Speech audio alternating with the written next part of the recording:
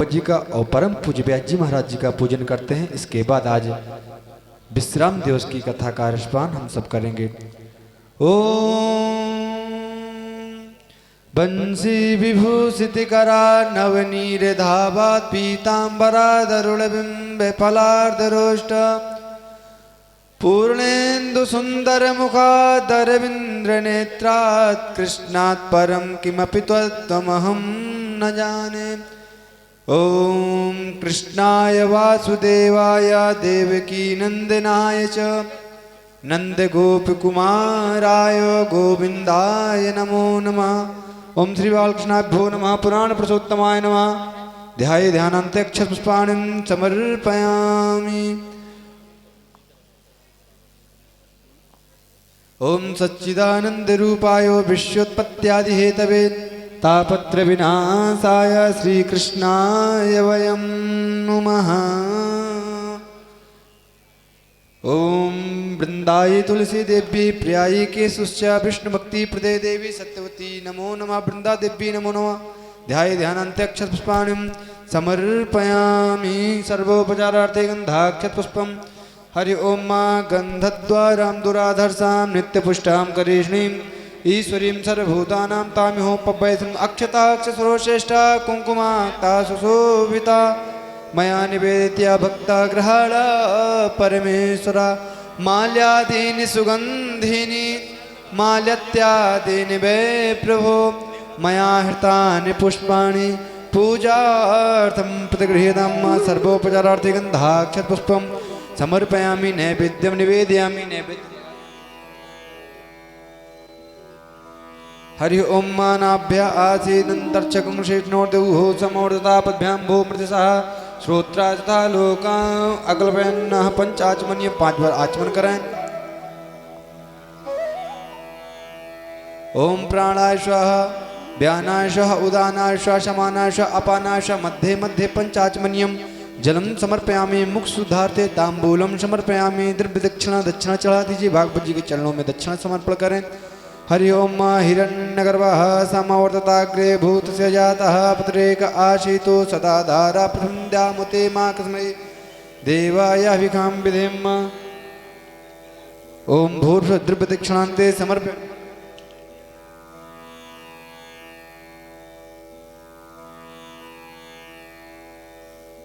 द्रव्य दक्षिणान्ते समर्पयामि। प्रार्थना पूर्वकं नमस्करोमि। पुनः हाथ में पुष्प चावल ले लें। भागवत जी का ध्यान करें। ओम ध्येयं सदा परिभवाग्न्यमभीष्टदोहं तीर्थास्पदं शिवविरञ्चनुतं शरण्यं भृत्यार्तिहं प्रणतपालभवाब्धिपोतं वन्दे महापुरुषते चरणारविन्दं कृष्णात्वदीयपदपङ्कजपञ्जरान्ते अद्वैय में विशतु मानसराजहंसा प्राणः प्रयाण समये कपिवातपेतै कंठावरोधन विधौ स्मरणं कुतस्ते। ओम पुराण पुरुषोत्तमानं श्री बालकृष्णाय नमो नमः। प्रार्थना पूर्वकं समर्पयामि।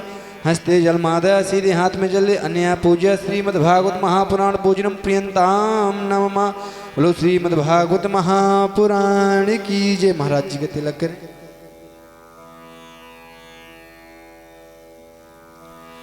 ओम व्यासाय विष्णु रूपाय व्यास रूपाय विष्णवे नमो वै ब्रह्मनिधये वसिष्ठाय नमो नमः। नारायणं पाद्मभवं वसिष्ठं शक्तिं च तत्पुत्र पराशरं च व्यासं सुखं गौडपदं महन्तं गोविन्द्रयोगेन्द्रमताशशिष्यं नमो ब्रह्मण्यदेवाय गोब्राह्मणहिताय च जगद्दिताय कृष्णाय गोविन्दाय नमो नमः। देवाधीनं जगत्सर्वं मन्त्राधीनं च देवता ते मंत्रा ब्राह्मणाधीनं तस्मात् ब्राह्मण देवता। बोलो व्यास जी महाराज की जय। सद्गुरु भगवान की जय। सच्चिदानंद भगवान की जय। और अब हम आदरणीय विष्णु शंकर प्रभु से निवेदन करेंगे कि आगे की जो कार्यक्रम स्थिति हो वो आप लोग अपने मुखारबिंद को आनंद के। आज थोड़ा समय का अभाव रहेगा, कुछ मेहमान लोग भी आएंगे तो समय का ध्यान दें। और सभी लोग जो कथा हॉल के यत्र तत्र सर्वत्र भ्रमण कर रहे हैं उनसे निवेदन करेंगे कि अपने यथास्थान को सुशोभित करें। कोई भी कथा हॉल में इधर उधर नहीं घूमे, निवेदन है। सभी माताओं बहनों से, विशेषकर माताओं से निवेदन है, जोरदार तालियों से स्वागत करें। और वो बेला आ रही है जो हम में से कोई भी नहीं चाहता। कथा का आज विश्राम है और विश्राम की बेला हम सब कोई भी नहीं चाहते, लेकिन कुछ मर्यादाएं हैं जिनका हमें पालन करना है।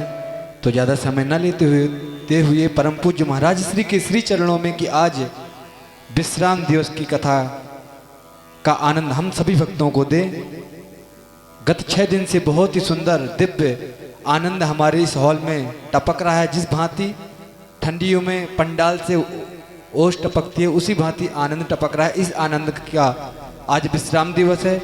आप लोग कोई भी वार्तालाप बीच में नहीं करेंगे और बड़े ही समाहित मन से आज विश्राम दिवस की कथा का रसपान हम सभी भक्तों को करना है। तो चलते हैं परम पूज्य महाराज श्री के पावन चरण में कि आज विश्राम दिवस का कथा का रसपान हम सभी भक्तों को कराएं। बोलो वहां के बेहलाल की जय। हरि ओम हरि ओम हरि ओम। गुरु ओम गुरु ओम गुरु ओम गुरु ओम जटिने दंडिने नित्यं लंबोदर शरीरिणे कमंडलो निषंगाय तस्मै ब्रह्मात्मने नमः। कृष्णाय वासुदेवाय हरे परमात्मने प्रणतक्लेशनाशाय गोविन्दाय नमो नमः। हरेर्नाम हरेर्नाम हरेर्नामैव केवलम् कलौ नास्त्येव नास्त्येव नास्त्येव गतिरन्यथा। जय श्री कृष्ण चैतन्य प्रभु नित्यानंद श्री अद्वैत गदाधर शिवसदि गौर भक्त वृंद। हरे कृष्णा कृष्ण कृष्ण हरे हरे हरे राम राम राम हरे हरे। हरे कृष्ण कृष्ण कृष्ण हरे हरे हरे राम राम राम हरे हरे। हरे कृष्ण कृष्ण कृष्ण हरे हरे हरे राम राम राम हरे हरे।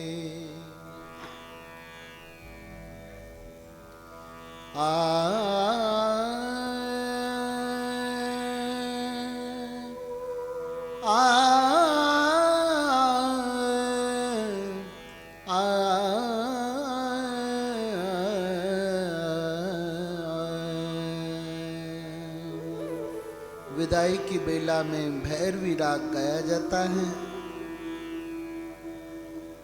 आइए उसी राग में महामंत्र गाएं। Hare Krishna, Hare Krishna, Krishna Krishna, Hare Hare, Hare Rama, Hare Rama, Rama Rama, Hare Hare, Hare Krishna, Hare Krishna, Krishna Krishna, Hare Hare, Hare Rama, Hare Rama, Rama Rama, Hare Hare. गाइए. Hare Krishna, Hare Krishna, धीरे धीरे. Krishna Krishna, Hare Hare, Hare Rama, Hare Rama, Rama Rama, Hare Hare. Hare Krishna, Hare Krishna, Krishna Krishna, Hare Hare, Hare Rama, Hare Rama, Rama Rama, Hare Hare, Hare Krishna, Hare Krishna, Krishna Krishna, Hare Hare, Hare Rama, Hare Rama, Rama Rama, Hare Hare. Hare Krishna, Hare Krishna, Krishna Krishna, Hare Hare, Hare Rama, Hare Rama, Rama Rama, Hare Hare, Hare Krishna, Hare Krishna, Krishna Krishna, Hare Hare, Hare Rama, Hare Rama, Rama Rama, Hare Hare. Hare Krishna, Hare Krishna, Krishna Krishna, Hare Hare, Hare Rama, Hare Rama, Rama Rama, Hare Hare. Hare Krishna, Hare Krishna, Krishna Krishna, Hare Hare, Hari Bol. Hare Rama, Hare Rama, Rama Rama, Hare Hare. Mohile चल अपनी नागरिया, बंसी वारे सावरिया. मोहिले चल अपनी नागरिया, बंसी वाले सांवरिया. हरे कृष्णा, हरे Krishna, Krishna Krishna, Hare Hare.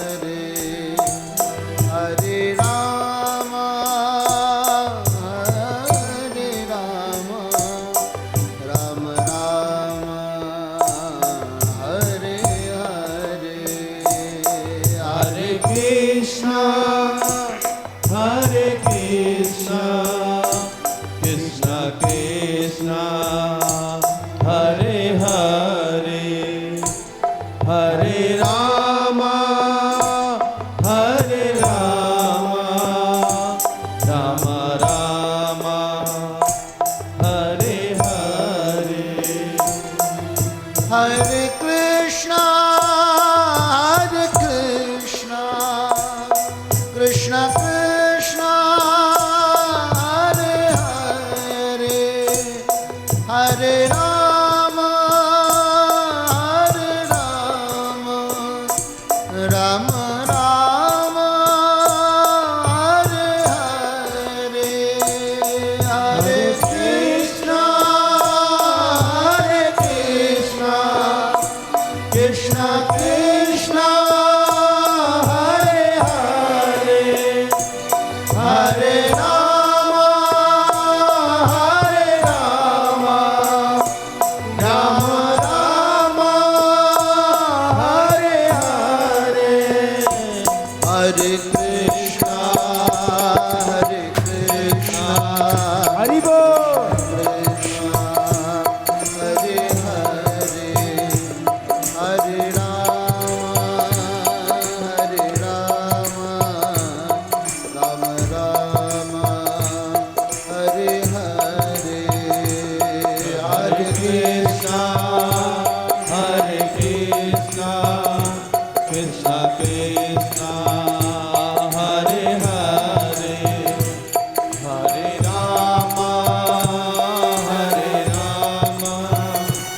Rama Rama, Hare Hare. Hare Krishna, Krishna Krishna, Hare Hare, Hare Rama, Rama Rama, Hare Hare. सभी गाएं हरे कृष्णा कृष्णा कृष्णा हरे हरे हरे रामा राम राम हरे हरे जो भजे हरि को सदा, जो भजे हरि को सदा, जो भजे हरि को सदा, वो परम पद पावेगा, वो परम पद पावेगा। हरे कृष्णा,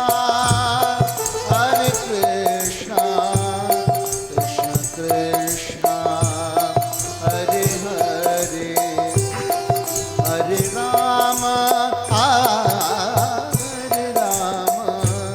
राम राम, हरे हरे, हरे कृष्णा सभी गाओ। हरे कृष्णा कृष्णा कृष्णा हरे हरे हरे रामा राम राम हरे हरे हरे कृष्णा, कृष्णा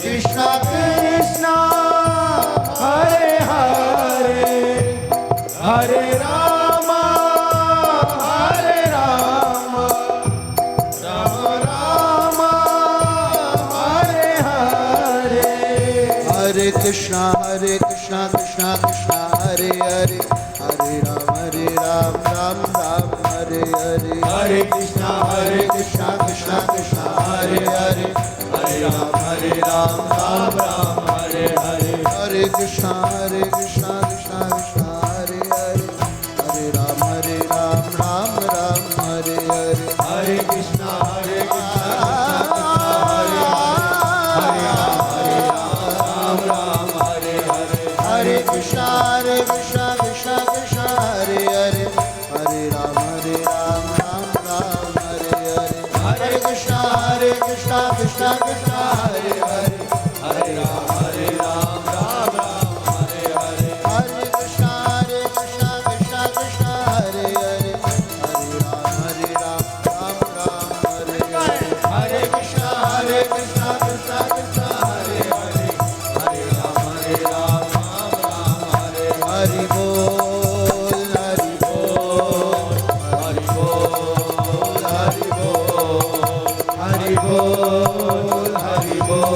हरि बोल हरि बोल हरि बोल हरि बोल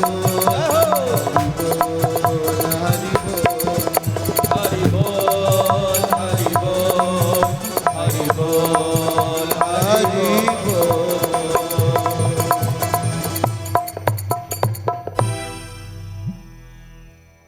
श्री हरि नाम संकीर्तन की जय श्री श्री महामंत्र संकीर्तन की जय। मैं कहूँगा निताई गौर प्रेमानंदे, और आप सब हाथ उठाकर कहेंगे हरि हरि बोल। निताई और गौर का यहाँ चित्रपट लगा हुआ है। बंगाल में आज से 550 वर्ष पूर्व अवतीर्ण हुए थे, जिन्होंने संकीर्तन धर्म का शुभारंभ किया और ब्रज के रस वाली भक्ति का दान किया। निताई गौर प्रेमानंदे हरि हरि बोल निताई गौर प्रेमानंदे हरि हरि बोल निताई गौर प्रेमानंदे हरि हरि बोल। परम पवित्र इस 13वें महीने अधिक मास उर्फ लौंद के मास उर्फ पुरुषोत्तम मास में अपनी जो ये दिव्य भव्य कथा चल रही है, उसका आज विराम दिवस है। कथा का कभी भी समापन नहीं होता, इसलिए ध्यान रखें, अंतिम दिवस नहीं बोलना चाहिए। हरि अनंत हरि कथा अनंता, ये तो केवल कौमा है, विराम नहीं है। फिर कभी आगे का सत्र चलेगा। ऑलरेडी यहाँ 5 कथाओं के ऑफर आ चुके हैं। कल की कथा में हमने राधा कुंड का महत्व बताया और राधा कुंड का तिलक हम लाए थे, इतनी जल्दी सब वितरित हो गया। स्टॉल वाले भक्त कह रहे थे कि पॉलीथीन में थोड़ी सी मिट्टी बची थी तो वो भी लोग ले गए, चलो यही हमें दे दो, घसीट कर ले गए। सारी कंठियाँ चली गईं, सब भक्तों के गलों में विराजित हो गईं। हर तरह से, हर दृष्टि से अपनी ये कथा बहुत ही सफल हुई है। कल के सत्र में हमने श्री रुक्मणी मंगल का पावन प्रसंग सुना। बड़ी सुंदर झांकी भी आपको देखने को मिली। असल में हमारी कथाओं में झांकियों का दिखाना हम ज्यादा प्रमोट नहीं करते, क्योंकि जो कथा की विषय वस्तु चल रही होती है, जो प्रसंग चल रहा होता है, वो तो दब जाता है और नाटक नौटंकी में सबका मन लग जाता है। लेकिन कुछ लोगों की डिमांड होती है कि झांकी भी होनी चाहिए, तो कहीं कहीं रखनी पड़ती है। कहीं कहीं पैसे कमाने के लिए झांकियाँ लगाते हैं लोग। कभी वामन भगवान की लगा दी, उनको एक कटोरा पकड़ा दिया, वो सबसे भीख जैसे मांग रहे। ये सब हमें बिल्कुल भी पसंद नहीं है, इससे कथा का स्तर गिर जाता है।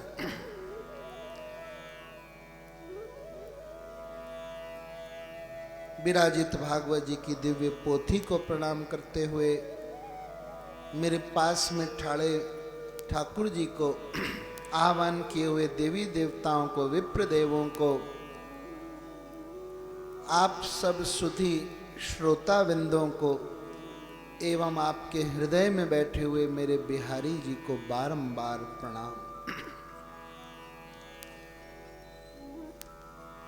श्री कृष्ण तो वैसे ही इतने सुंदर हैं, इतने खूबसूरत हैं कि उनको सजने की जरूरत नहीं है।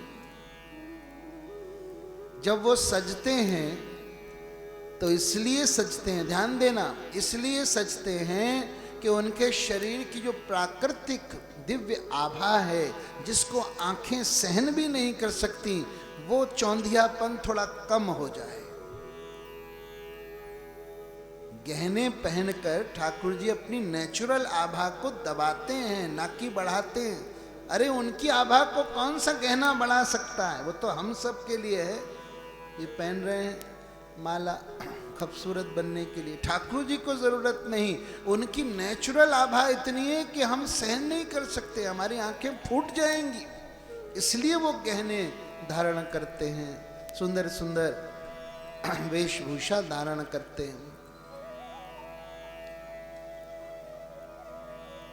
आम आदमी भी अपने विवाह के दिन बहुत सुंदर लगता है, बहुत मेकअप करके आता है सब। कई लोग तो जेंट्स ब्यूटी पार्लर में भी जाते हैं, तब आते हैं विवाह के मंडप में। तो फिर ठाकुर जी अपने विवाह के अवसर पर कैसे लग रहे होंगे, कैसे लग रहे होंगे, कल्पना कीजिए। सहरा बांधकर फूलों का सारे लोग भगवान की प्रशंसा कर रहे थे। सब भांति मनोहर नंदलाला, लगता नाजों का पाला है, बस कसर रही तो इतनी सी, दूल्हा थोड़ा सा काला है।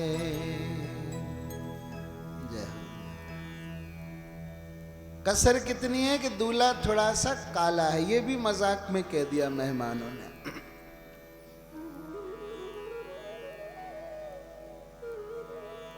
भगवान कृष्ण की लीला में रुक्मिणी जी लक्ष्मी जी का अवतार है,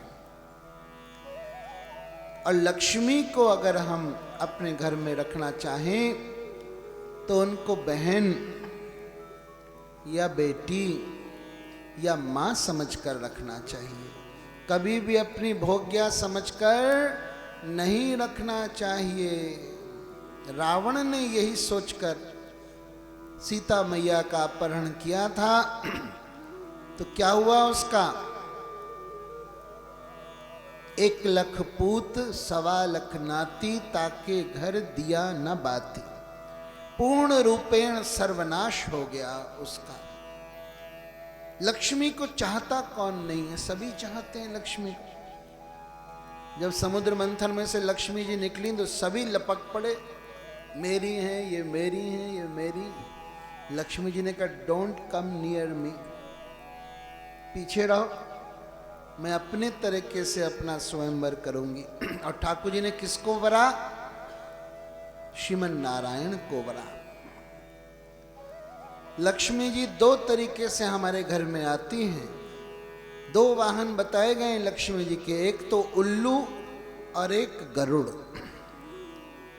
जब उल्लू पर बैठ के आती हैं, अकेली आती हैं, तो उल्लू ही बनाकर चली जाती हैं। कब फुर्र हो गई कुछ पता नहीं चलता।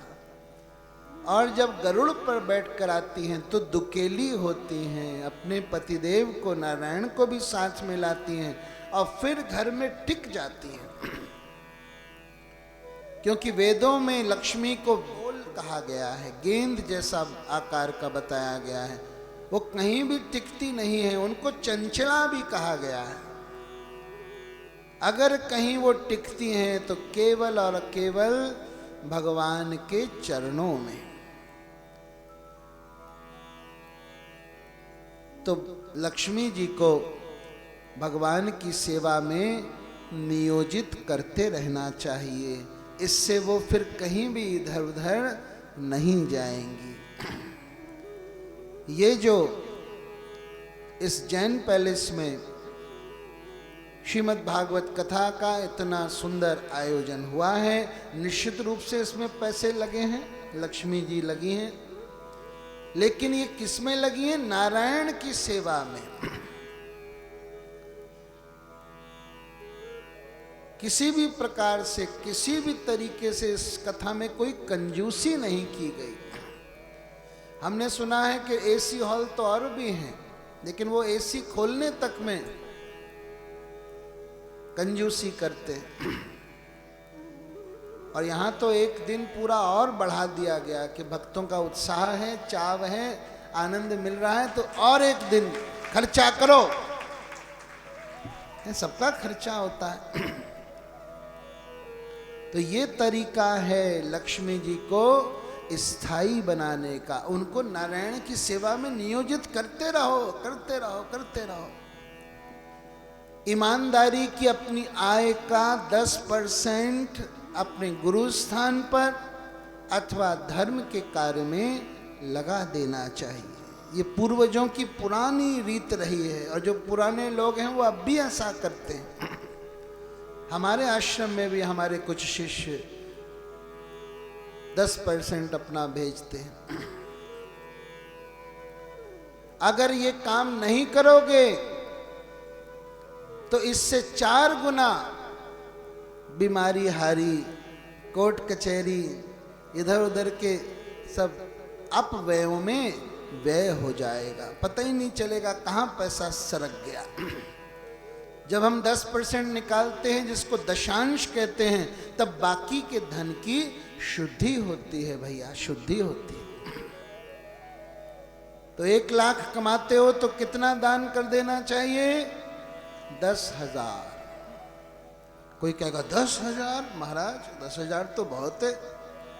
अच्छा तो इतना दान नहीं करना चाहते हो तो कम कमाओ, 50,000 कमाओ तो केवल 5,000 दान करने पड़ेंगे। हाँ, कमाओ कम लेकिन दान तो 10% करना ही चाहिए, वरना भुगतोगे। और तो और हमें जो दान का पैसा मिलता है बिना हमारे कहे, जो हमें मिलता है उसमें से हम भी 10% दान कर देते हैं। और जो साधु संत गरीब हैं, कहीं दान में से दान दियो, तीनों लोक जीत लियो, ऐसा किसी संत ने हमें बताया था, तो तब से हम भी कर देते हैं। तो जो लोग लक्ष्मी जी को नारायण की सेवा में लगाना चाहते हैं वो कृपया अपना हाथ उठाएं। कौन कौन चाहता है लक्ष्मी जी को स्थायी बनाना? बहुत सुंदर। तो आपके लिए हम धनवान बनने के कुछ अचूक रामबाण उपाय बता रहे हैं, कान खोलकर सुनो। अभी हम इससे पहले एक बहुत बड़े धनवान परिवार में कथा करने गए थे। केवल घर के कुछ सदस्य कथा सुन रहे थे, वहां कोई आडंबर नहीं था। तो जैसे ही हमने ये उपाय बताने शुरू किए तो सारे लोगों ने अपने मोबाइल ऑन कर दिए। यानी धनवान लोग भी चाहते हैं कि हम और धनवान बने, हम और धनवान बने। तो भैया बनो, बनने में कोई प्रॉब्लम नहीं है, लेकिन जैसे बताया उसमें से ठाकुर जी और उनके भक्तों की सेवा करते रहो भैया, सेवा करते रहो। तो पहला उपाय है देहली पूजन। अपनी घर की देहली को अच्छे से साफ कर कर पानी डालकर रंगोली बनानी चाहिए, दिया जलाना चाहिए। दूसरा उपाय है गाय को रोज गुड़ और रोटी खिलानी चाहिए। कायदे से पहली रोटी पर हक गाय का होता है। हमने सुना है कि यहाँ से थोड़ी ही दूर कैथल में एक बहुत सुंदर गौ सेवा समिति का गठन यहाँ चंदौसी के ही वरिष्ठ धनी नागरिकों द्वारा किया गया है। वो पहले सरकारी गौशाला थी, शायद अब भी है, लेकिन वहाँ पर कोई काम नहीं होता था, गैया भूखी मर रही थी, भूसा नहीं था, तो यहाँ के लोगों ने उसको संभाल लिया। और वहाँ पर कोई दूध देने वाली गैयाएं नहीं हैं, एकदम बूढ़ी टेढ़ी निराश्रित अनाथ गैयों का वहाँ पर पालन पोषण होता है। आज सुधीर अग्रवाल जी जो वहाँ का मैनेजमेंट देखते हैं हमारे पास आए थे। गौशाला देखने का हमारा बड़ा मन था, आज नहीं जा पाए, कल जाएंगे। लेकिन आप सबसे हाथ जोड़कर प्रार्थना है कि ऐसी गौशाला के लिए अपनी ईमानदारी का धन अवश्य प्रदान करें। गाय की सेवा हर सनातनी को करनी चाहिए। जीवन में एक बार गौ का दान जरूर करना चाहिए।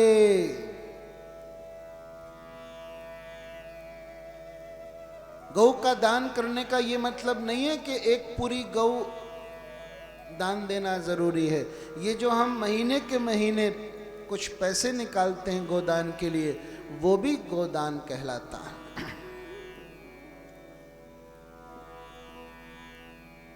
तो गाय के लिए पहली रोटी देनी चाहिए। तीसरा उपाय, शुक्रवार को अन्नदान अवश्य दें। भले ही 2 दाने दें, लेकिन शुक्रवार को देवी माँ के दिन है, उस दिन अन्नदान जरूर देना चाहिए। और शुक्रवार को पीपल का पूजन जरूर करें, जड़ में दीपक जलाएं। बुधवार को गणेश जी का पूजन करें, गुड़ चने का भोग लगाएं और कन्याओं को बांटकर खुद खाएं। शुक्रवार को श्री सूक्त का पाठ बोलते हुए गन्ने के रस से लक्ष्मी नारायण का अभिषेक करना चाहिए। आपको याद नहीं रहे तो यहां से आकर फोटो निकाल लेना। हम तो चाहते हैं कि खूब धन आए आपके पास, खूब ठाकुर जी की सेवा करो। 8वां उपाय, कमल गट्टे की माला से रोज लक्ष्मी जी का बीज मंत्र जपना चाहिए। वो बीज मंत्र हमारे पास लिखा हुआ है, लेकिन माइक से हम नहीं बोल पाएंगे, अलग से आप ले सकते हैं। 9वां उपाय, भोजन सदैव पूर्व या उत्तर की ओर मुंह करके करें। 10वां उपाय, दीपक जब भी जलाएं तो उसकी बाती उत्तर की ओर रखें। 11वां उपाय, हफ्ते में 1-2 बार घर में नमक का पोछा लगाएं। 12वां उपाय, बिना नहाए रसोई में न जाएं। मासिक धर्म की स्थिति में भोजन न बनाएं। रात भर जूठे बर्तन रसोई में न छोड़ें। बचा हुआ गुथा आटा अगले दिन के लिए नहीं छोड़ें। टूटे बर्तन में मत खाएं। झाड़ू को लिटा कर रखें, छुपा कर रखें। और आखिरी उपाय, अमावस्या और पूर्णिमा पर घर में बंधनवाल लगाएं। ये सब करोगे ना, इसमें से आधे भी करोगे तो मन भी प्रसन्न रहेगा और लक्ष्मी जी का भी आगमन प्रशस्त हो जाएगा। बोलो लक्ष्मी मैया की जय, श्री रुक्मणी मैया की जय। ठाकुर जी ने रुक्मणी जी से तीनों गुणों में विवाह किया। तमोगुण में राक्षस विवाह किया। राक्षस विवाह का मतलब होता है स्वजनों के बीच में से लड़की को अपहरण कर ले आना। ठाकुर जी ने किया। रजोगुण में भी विवाह किया, वो होता है गंधर्व विवाह। उसमें एक दोनों दूसरे से प्रेम करते हैं। तो रुक्मणी जी ने प्रेम पत्र भेजा ही था, तो गंधर्व विवाह भी किया। और सतोगुण में भी रुक्मणी जी से विवाह किया, उसको कहते हैं ब्राह्म विवाह, जिसको हम अरेंज्ड मैरिज कह सकते हैं। क्योंकि रुक्मणी जी को ले जाकर उन्होंने विधि विधान से द्वारिका में ब्राह्मण बुलाए, अग्नि प्रतिष्ठित कराई, फेरे करवाए, सब मेहमानों को बुलाया। इस तरह से भी विवाह हुआ। तीनों गुणों में ठाकुर जी ने माता रुक्मणी को अपनाया।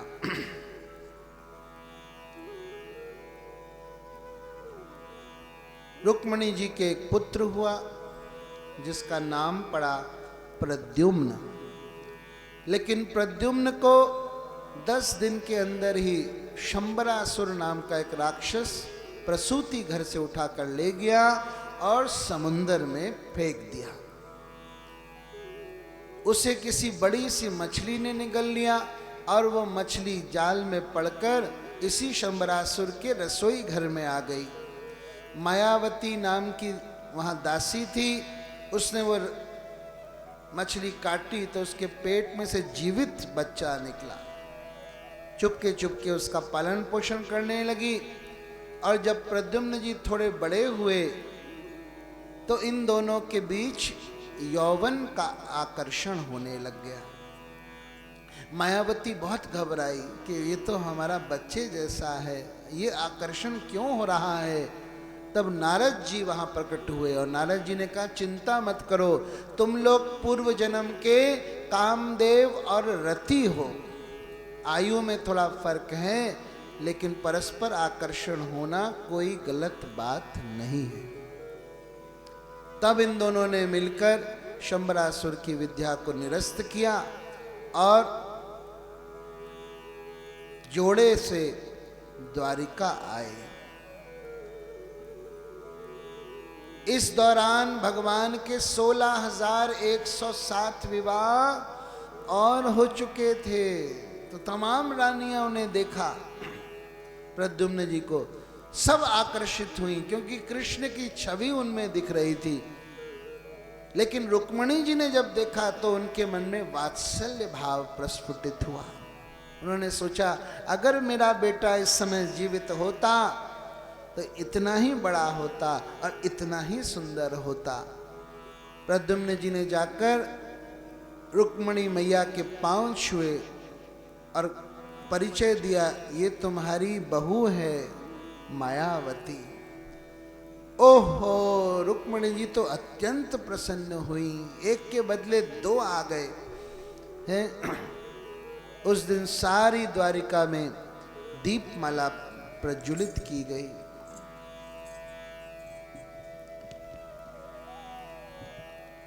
तो अब दूसरे विवाह भगवान के कैसे कैसे हुए इसका ब्यौरा हम दे रहे हैं। आप लोग गिनती करते रहना, काउंटिंग है ना, बहुत सारे विवाह होने कन्हैया के।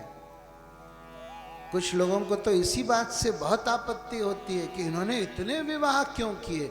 एक हमारे मास्टर साहब आते थे बचपन में हमें पढ़ाने, वो कहते थे कृष्ण तो 1 नंबर का दिलफेक था, उसने तो ऐसे किया, उसने तो ऐसे, उन्होंने हमको ऐसी पट्टी पढ़ाई कि श्री कृष्ण के प्रति हमारा कुभाव हो गया। लेकिन फिर जब जवानी में कलकत्ता इंजीनियरिंग करने गया, वहाँ मायापुर धाम, कलकत्ता से भी बहुत सारे भगत आए हुए हैं इसमें कथा में, तो वहाँ मायापुर धाम श्री चैतन्य महाप्रभु का धाम दर्शनीय है, कभी एक बार दर्शन करो। कलयुग का अवतार श्री चैतन्य महाप्रभु हैं, तो कलयुग का धाम भी मायापुर है, वहाँ पर अवश्य एक बार जाओ। तो वहाँ से हम जुड़े, तब कृष्ण के बारे में फिर स्वच्छ छवि उनकी मालूम पड़ी, कृष्ण तत्व का ज्ञान हुआ। अरे 16,000 ही क्यों, वो तो भगवान हैं, उनकी इच्छा हो तो वो 16 लाख, 16 करोड़, 16 अरब पत्नियां कर सकते। और दूसरी बात यह है, वो तुम्हारे घर से तो तुम्हारी किसी लड़की को उठाकर तो ले नहीं जा रहे, मर्जी से सब जो उनसे विवाह करना चाह रहे हैं वो कर रहे हैं, तो हमें क्यों दिक्कत होती है। हमारे गुरुजी कहते थे ये मत्सर्य भाव है। हम चाहते हैं कि हमारी बहुत सारी पत्नियां हों, हम खूब इंजॉय करें, वो तो हम कर नहीं पाते। कोई अगर 2 भी कर लेता है तो उसकी खोपड़ी गर्म हो रहती है हमेशा। 2 भी मैनेज नहीं कर सकते, हम चाहते हैं तो कृष्ण के ऊपर हम लांछन लगाते हैं, उसने इतना क्यों किया।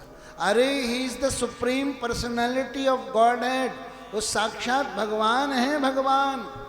और जानबूझकर वो कुछ लीलाएं ऐसी करते हैं जिससे उनकी परम भगवत्ता सुरक्षित रहे, वहां तक कोई नहीं पहुंच सके।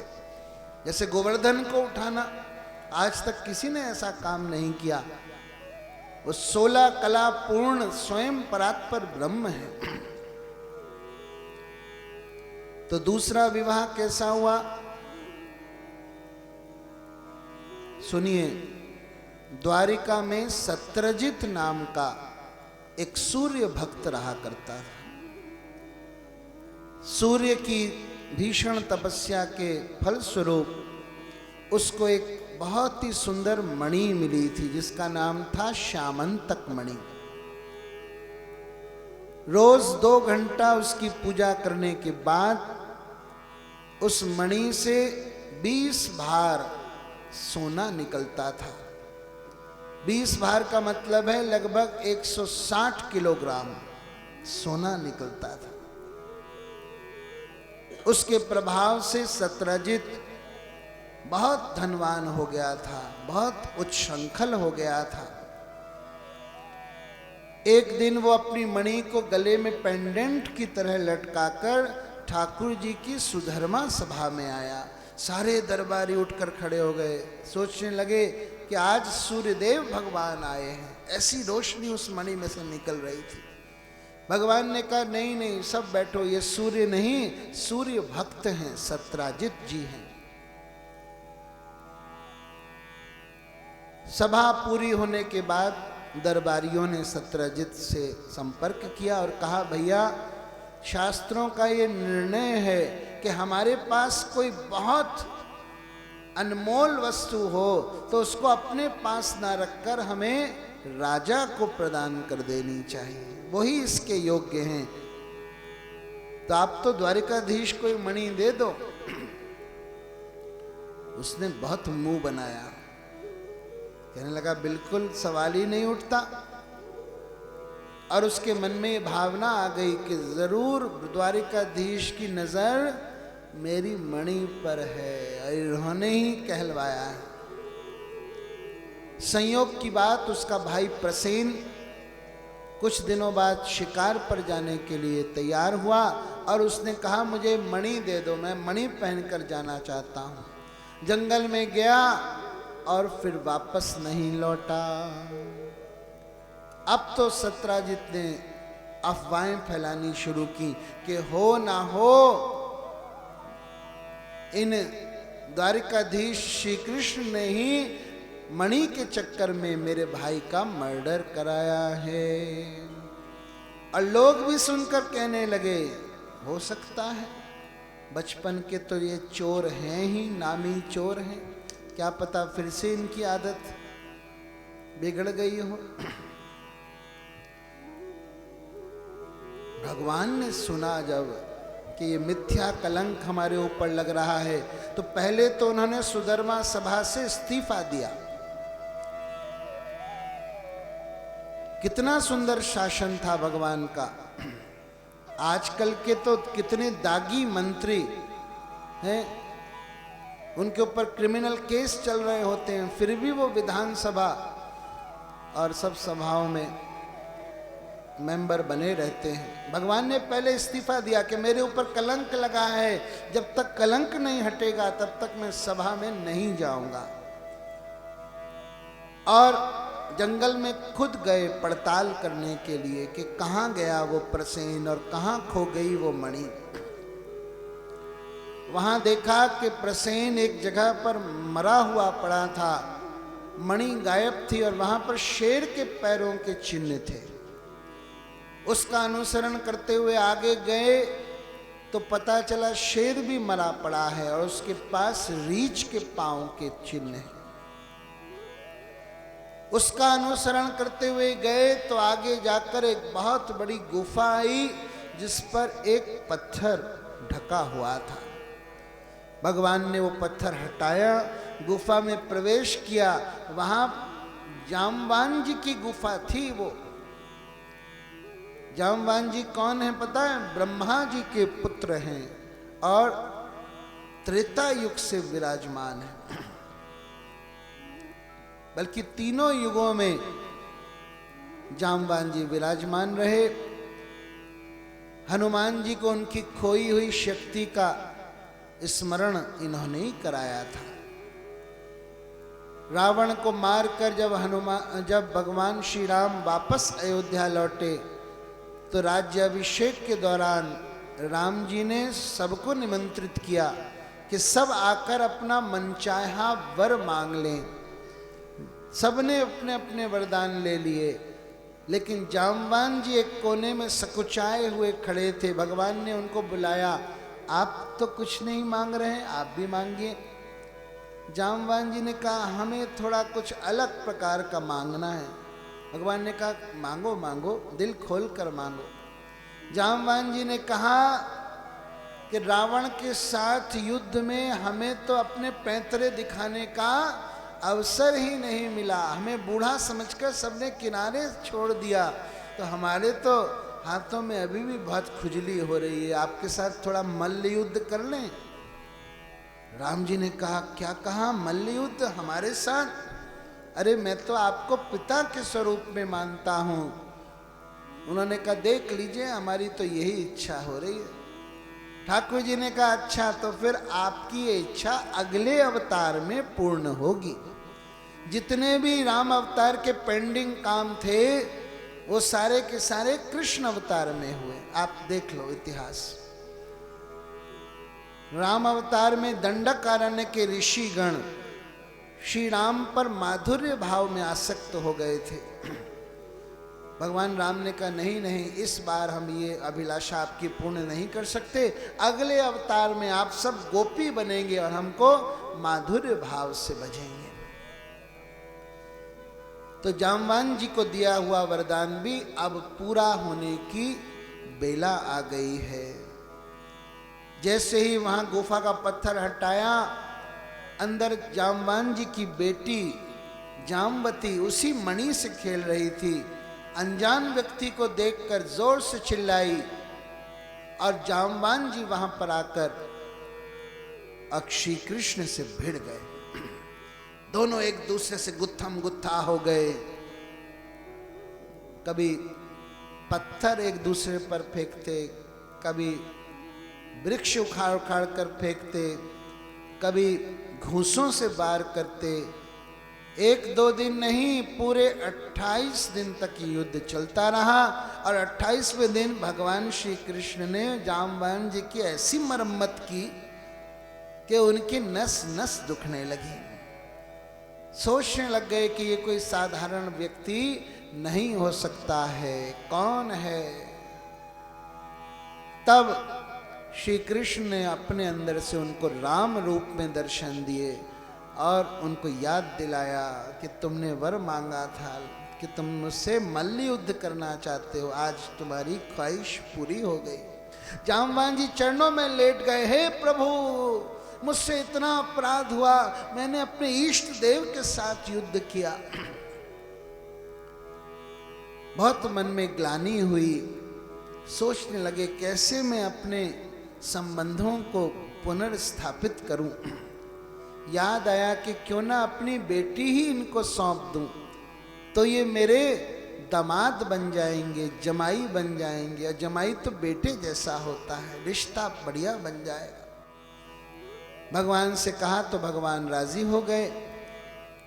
जामवती को उन्होंने सौंप दिया और साथ में दहेज में वो मणि भी दे दी। तो जामवती कितने नंबर की हो गई? दूसरे नंबर की। और तीसरे नंबर की हुई सत्यभामा।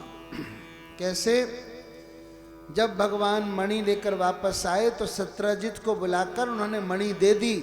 अब फटकार लगाई कि तुम हमारे ऊपर इसका आरोप मढ़ रहे थे।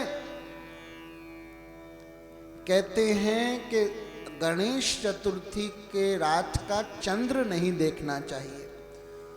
जो उस दिन का चांद देखता है उस पर मिथ्या कलंक लगता है, और अगर देख ले तो शामंतक मणि के इन 2 अध्यायों का पाठ करना चाहिए, तो उससे प्रायश्चित हो जाता है। भगवान ने भी देखा, भौतिक लीला कर रहे थे तो उनको भी कलंक लगा। लेकिन जब मणि वापस कर दी तो सारे में फिर दूसरे प्रकार की अफवाह उड़ने लग गई। सब कहने लगे, अरे सत्यजित 1 नंबर का झूठा है। देखो, इसने ठाकुर जी पर आरोप लगाया था कि उन्होंने मेरी मणि चोरी की है। अरे वो हम सबके नाथ हैं, हम सबके स्वामी हैं, उनके पास क्या किसी चीज की कमी है? देखो, यही लोग अभी थोड़े देर पहले कुछ और कह रहे थे, अब इनकी बोली पलट गई। इसलिए दुनिया वालों की राय पर ज्यादा ध्यान नहीं देना चाहिए भैया, नहीं देना चाहिए। कुछ तो लोग कहेंगे, लोगों का काम है कहना, इस बेकार की बातों में कहीं बीत न जाए रहना। कुछ तो लोग कहेंगे। अपने काम से काम रखना चाहिए, शास्त्रगत नीतिगत कार्य करते रहना चाहिए, लोगों के अफवाहों और बातों में नहीं आना चाहिए। अब तो सब लोग सत्यजित पर थू थू करने लग गए, उसका जीना मुहाल हो गया। उसने भी सोचा कि मैं अपने संबंध ठाकुर जी से कैसे बढ़िया करूं। उसने भी सोचा कि मेरे पास भी एक सुंदर बेटी है, क्यों ना इसका विवाह ठाकुर जी से कर दिया जाए। तो जाकर उसने विवाह के लिए अर्जी लगाई। ठाकुर जी ने कहा कोई बात नहीं, हम स्वीकार करते हैं तुम्हारी बेटी को। उसने कहा दहेज में मैं ये शामंतक मणि भी आपको देता हूं। ठाकुर जी ने कहा बिल्कुल नहीं, इस मणि के कारण कितना बखेड़ा हुआ, मणि को हम बिल्कुल नहीं लेंगे। लेकिन हाँ इतना कर सकते हैं कि मणि से जो स्वर्ण निकले वो आप हमारे पास भेजते रहना। कितने चतुर चालाक हैं ठाकुर जी। मणि की 2 घंटे पूजा करें ससुर जी, और उसमें से जो 160 किलो सोना निकले वो आए जमाई राजा के घर में। इसीलिए तो सत्यभामा भगवान की सबसे गर्मी वाली धर्मपत्नी रही। कोई न कोई बात पर गुस्सा उनके नाक पर धरा ही रहता था। कितनी भी रानियों के महल थे ना, किसी में भी कोप भवन नहीं था, लेकिन सत्यभामा जी के यहाँ कोक भवन भी था और अक्सर वहीं बैठी हुई मिलती थी। मायके की गर्मी थी ना, हाँ इतना सोना आ रहा है मायके से। खैर ठाकुर जी से संबंध बना लेना चाहिए, जैसे जामवान जी ने बनाया, सत्यजित ने बनाया, ऐसे ही हम भक्तों को भी ठाकुर जी से कोई ना कोई संबंध बना लेना चाहिए। ये संबंध वाली भक्ति बहुत ज्यादा फलदायक होती है। जीवन में हमारा कोई भी संबंध शून्य हो, वो संबंध हमारा स्थापित ना हो पाए, नहीं हो वो संबंध हमारा, अथवा हम उस संबंध से निराश हों, तो हमको ठाकुर जी से वो संबंध बना लेना चाहिए।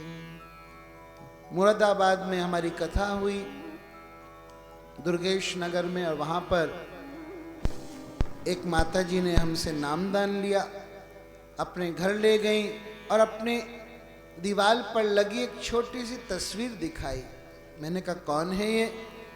कहने लगी ये मेरा बेटा सुशांत 6 वर्ष का और मर गया था, बाइक की टक्कर से नाली में गिरकर ये मर गया था। आप बताइए गुरुजी कि सुशांत वापस आएगा कि नहीं? मैंने कहा आपके घर लड्डू गोपाल हैं? उन्होंने कहा हाँ। मैंने कहा लाइए उनको। तो लड्डू गोपाल को खूब प्यार कर कर सहला कर मैंने उनसे कहा आज से इनको अपना बेटा मान लो, यही आपके सुशांत बन जाएंगे। क्योंकि हम इतना तो नहीं बता सकते कि वो वापस आएगा कि नहीं, लेकिन घर में ही बैठा है ये बेटा, ये कौन है? लड्डू गोपाल को ही अपना पुत्र मान लो भैया, पुत्र मान लो। ये कोई कहने की बात नहीं है।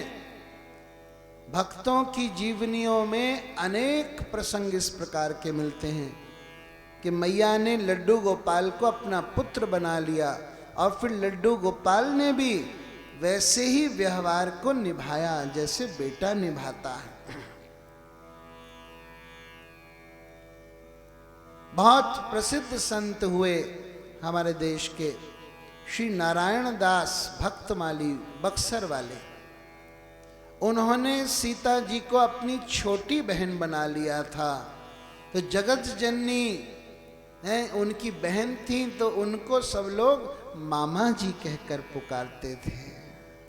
हमने एक दिन उनका लिखा हुआ हिंदी इंग्लिश वाला भजन भी सुनाया था। सुदर्शन सिंह चक्र जी की मैंने आपको बात बताई थी कि वो कन्हई को अपना छोटा भाई मानते थे।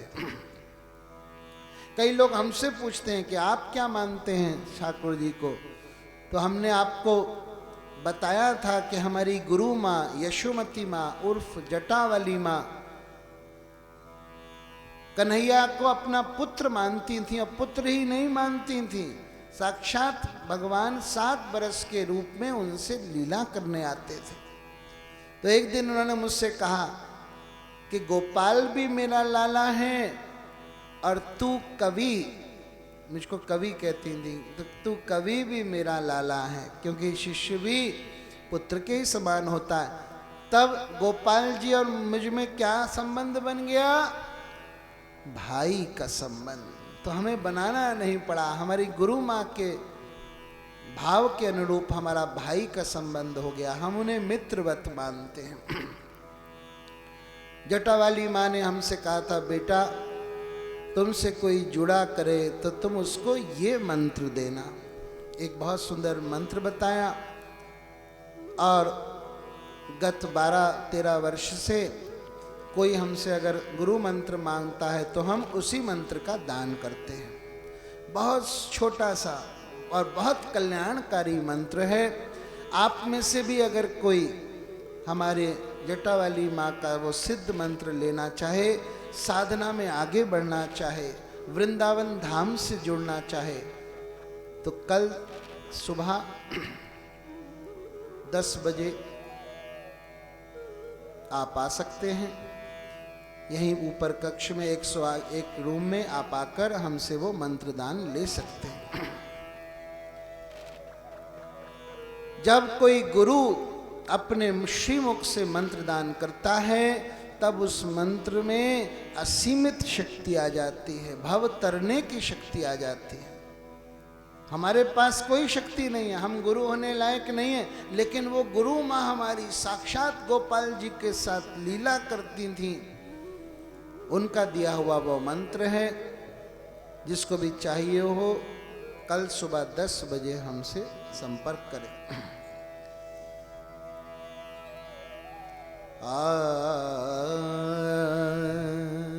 संबंध ज्ञान बता रहे थे। श्याम प्यारे से जिसका संबंध है, बंसी वारे से जिसका संबंध है, उसे हर घड़ी आनंद ही आनंद है, उसे हर घड़ी आनंद है। श्याम प्यारे से जिसका संबंध है, बंसी वाले से जिसका संबंध है, उसे हर घड़ी आनंद ही आनंद है, उसे हर घड़ी आनंद ही आनंद है। झूठी दुनिया का करके किनारा, झूठी दुनिया का करके किनारा, अरे ले लो सच्चे गुरु का सहारा, ले लो सच्चे गुरु का सहारा। झूठी दुनिया, हरि बोल, झूठी दुनिया, जय हो। झूठी दुनिया का झूठा ही रंग है, उसे हर घड़ी आनंद ही आनंद है, उसे हर घड़ी आनंद ही आनंद है।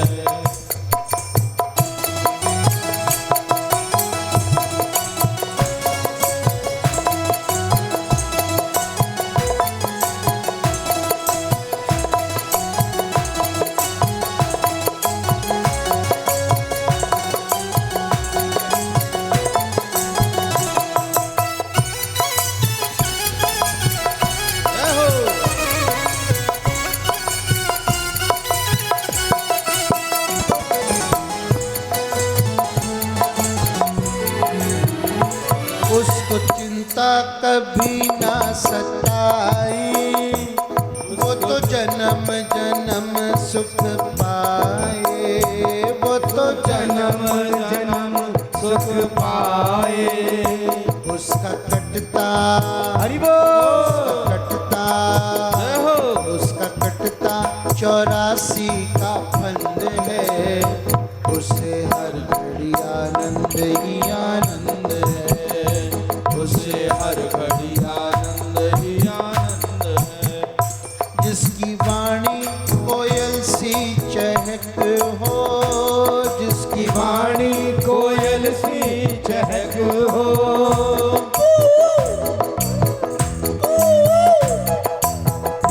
जिसकी वाणी कोयल सी चहक हो, जिसकी करनी फूलों सी महक हो, जिसकी करनी फूलों सी महक हो। जिसको सत्संग हरि बोल। जिसको सत्संग, जिसको सत्संगी सदा पसंद है, उसे हर बड़ी आनंद ही आनंद है, उसे हर बड़ी आनंद ही आनंद है, उसे हर घड़ी आनंद ही आनंद है। और आज तो केवल 1 घंटे में ही ये हॉल खचाखच भर गया। अब अगले 2 घंटे में क्या होगा? खिसक जाओ थोड़ा आगे आगे। हाँ, जेंट्स लोग भी थोड़ा आगे। हैं? देखो, भागवत का ऐसा ही हमने देखा है, जैसे जैसे दिन बीतते हैं वैसे वैसे श्रोता अधिक होते चले जाते हैं, और जब रस बिल्कुल ठन जाता है, बन जाता है, तब भागवत इतिश्री हो जाती है। बड़ा अनोखा है ये सब संगम। अब रस आना शुरू हुआ था सबको, क्योंकि थोड़ी थोड़ी देर में सबको खबर मिलती है ना, सब जुड़ना शुरू करते हैं, और 7वें दिन तक तो फिर कथा पूरी ही हो जाती है। फिर तो चला चली का खेल शुरू हो जाता है। तो हाथ उठाकर बोलो, देखें आज आवाज भी फिर बहुत भरी भरकम आनी चाहिए। हरे कृष्णा हरे कृष्णा हरे कृष्णा हरे कृष्णा कृष्ण कृष्ण कृष्ण कृष्ण हरे हरे हरे हरे हरे राम हरे राम हरे राम हरे राम राम राम राम राम हरे हरे हरे हरे।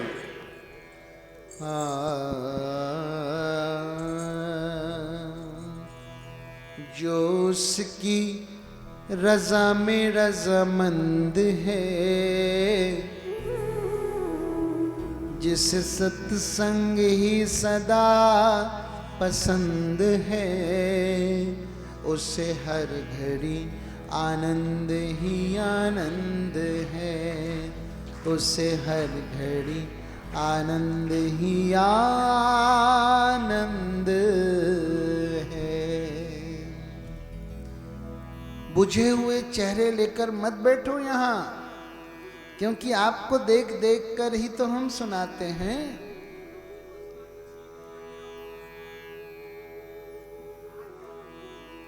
आज ही सुना या कल सुना? आपकी अगर लाइट फ्यूज होगी तो हम फिर देखकर फिर कैसे काम बनेगा? हमारा भी फिर मैटर फ्यूज हो जाएगा। तो जरा खुश होकर बैठो, आनंदित होकर बैठो, हाँ, हंसते रहो, मुस्कुराते रहो। किसी ने कहा कि अगली बार आप अपने कथा मंडप में ये जरूर लिखवाएं। ये तो विभिन्न प्रकार के हम पोस्टर लाते हैं, लेकिन ये लिखवाएं, हंसते रहो, मुस्कुराते रहो।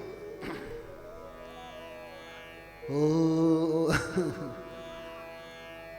छीन लिया मेरा भोला सा मन, राधा रमण प्यारे राधा रमण।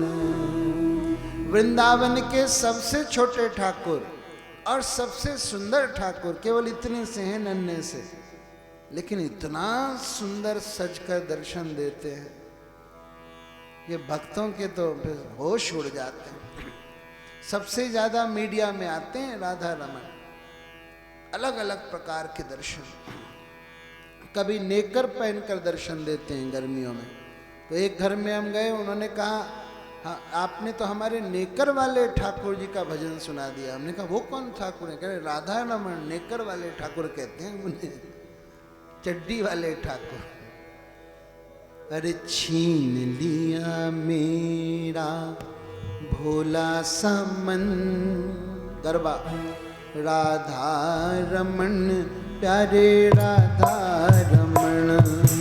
छीन लिया मेरा भोला सा मन, राधा रमण प्यारे राधा रमण। राधा रमन प्यारे राधा रमन, राधा रमण प्यारे राधा रमण। राधा रमन प्यारे राधा रमन, राधा रमण प्यारे राधा रमण। राधा रमन प्यारे राधा रमन। राधा रमण प्यारे राधा रमण। गोकुल का ग्वाला वो ब्रज का बसैया, गोकुल का ग्वाला वो ब्रज का बसैया। सखियों का मोहन और माँ का कन्हैया, सखियों का मोहन और माँ का कन्हैया। भक्तों का जीवन और निर्धन का धन, भक्तों का जीवन और निर्धन का धन। राधा रमन प्यारे राधा रमण, राधा रमण प्यारे राधा रमण। जय हो।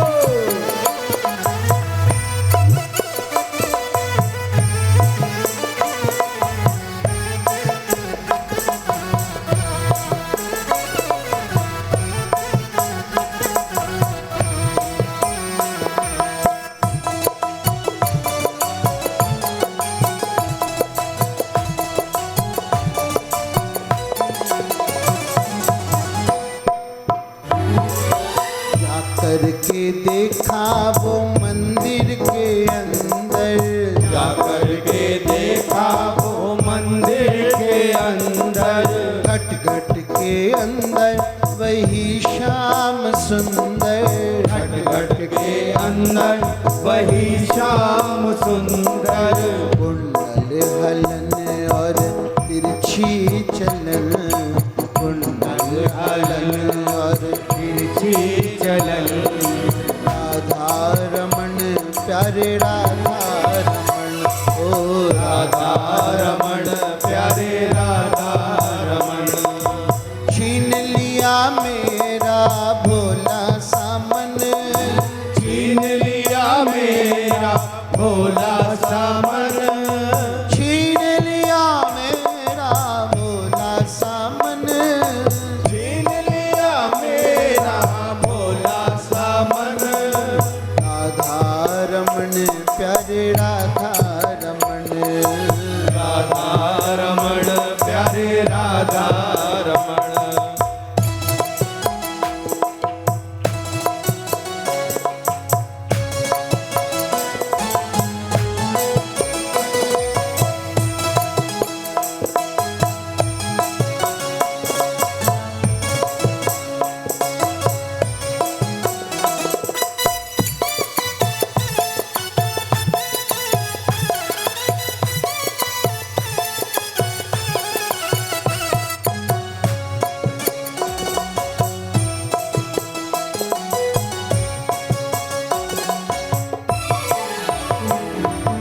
यमुना के जल में वही शाम खेले, यमुना के जल में वही शाम खेले।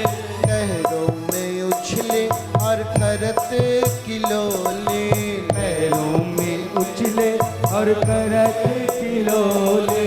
बिछुड़न कभी और कभी हो मिलन, बिछुड़न कभी और कभी हो मिलन। राधा रमन प्यारे राधा रमन, राधा रमण प्यारे राधा रमण। राधा रमन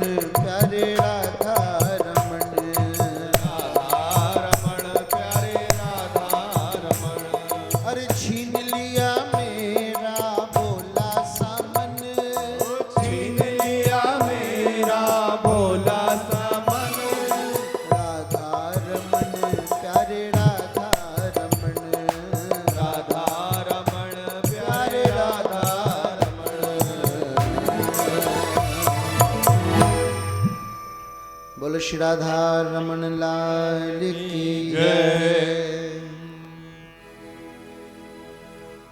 तो कितने विवाह हो गए भैया? रुक्मिणी जी, जाम्बती और सत्यभामा। चौथा विवाह हुआ भगवान का यमुना मैया के साथ। हमारे वृंदावन में यमुना जी को कोई नदी नहीं कहता। आज तक मैंने नहीं सुना कि कोई कह रहा हो कि यहाँ नदी में जाना है। सब कहते हैं यमुना महारानी जू।